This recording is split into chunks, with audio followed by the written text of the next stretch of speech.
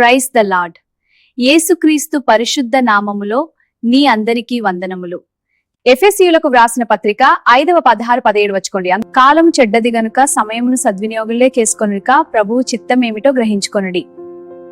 మనకు దేవుడిచ్చిన ప్రతిరోజు ఒక వరం.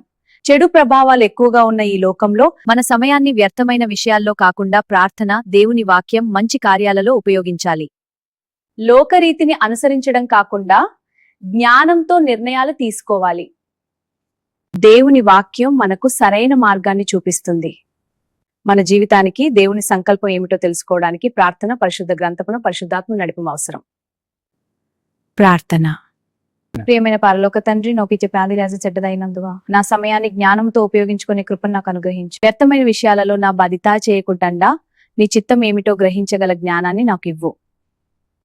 అవివేకముగా కాకుండా నీ వాక్య ప్రకారం నడిచే హృదయాన్ని ప్రసాదించు. ప్రతి నిర్ణయంలో నీవే నన్ను నడిపించు.